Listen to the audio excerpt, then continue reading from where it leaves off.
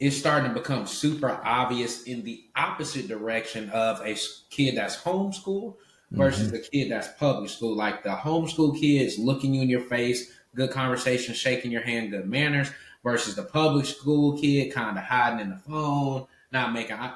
Like you're starting to see these differences, and the common misconception is that it's the opposite way. Like the homeschool kid is the weird one. So, Right. like, I don't want to say brag on your kids, but what are some of the differences you see in like your kids being homeschooled versus, we're not judging, but just the average public school kid, like in regards to maybe where they are learning wise or with their reading or their speech?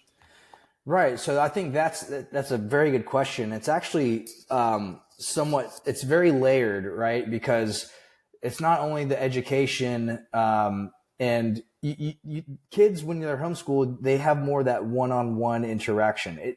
You could finish a homeschool in 2 hours, right? Because you don't have 30 kids per one teacher. It's more of that one-on-one interaction, so you're able to get things done relatively quickly. They're around us a lot and not a lot of younger kids. So my kids speak very well.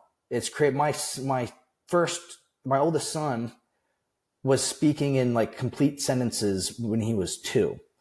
My youngest son, who's 2 now, is doing the same thing. So that's one thing that we've realized, and we've recognized about our kids versus others, is that their speech is a lot better, even just their diction, right? And on top of that, too, their behavior is a lot better, because they're not being raised by other kids, right? Because you have 30 kids for one adult in school. They're also, because they're able to be home and we cook a lot of home cooked meals.